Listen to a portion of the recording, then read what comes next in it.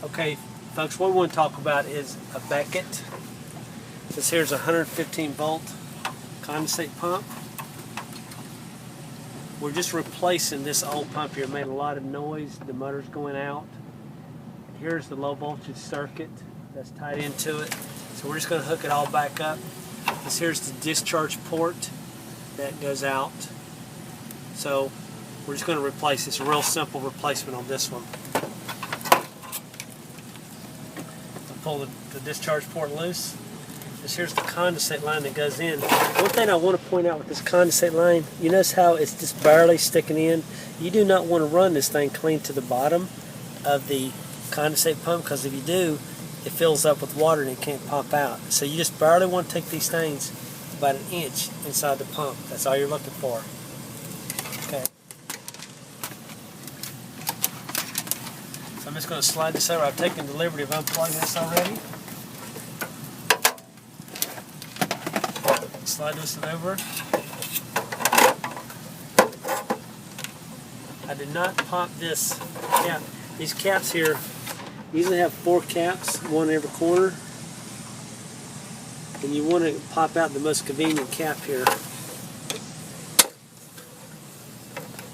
Be careful not to leave the cap inside the pump, because it'll block the water flow and you'll have yourself problems in the future.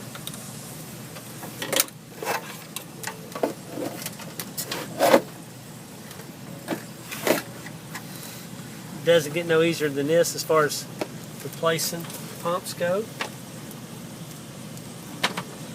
Here's the low voltage circuit.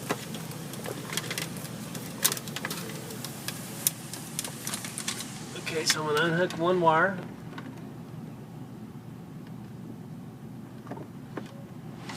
This here's a flow switch.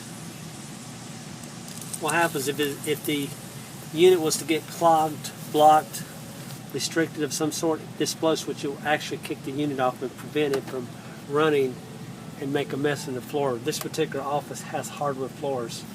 Can I pull the other wire loose? Bring it over and hooking it up. This completes my 24 volt circuit.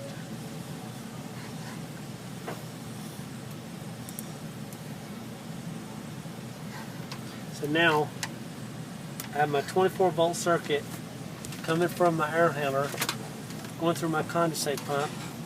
So as the water drops in, it'll fill up to a certain level here. The flow switch kicks in, it pumps the water out. We'll demonstrate that in just a second. Here's the tube. Put the tube back on.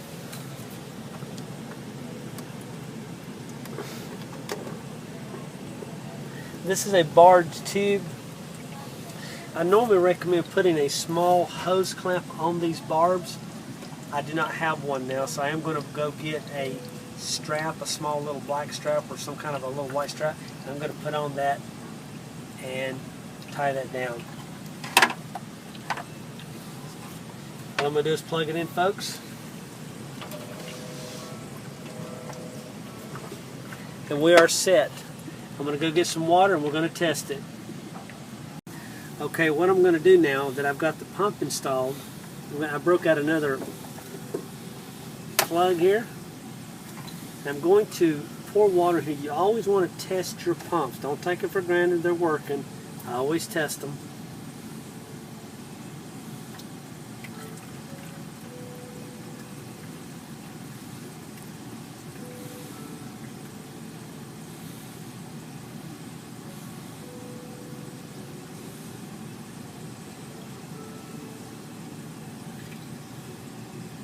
And then we should have this pump any second here. All right.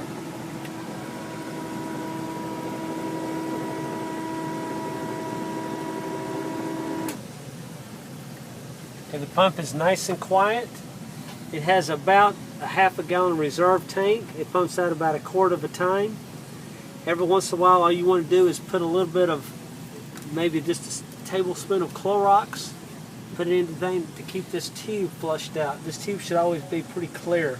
If it starts getting dark and black and green looking as this one was, that means you're getting a lot of algae buildup and a lot of mucus type stuff built up.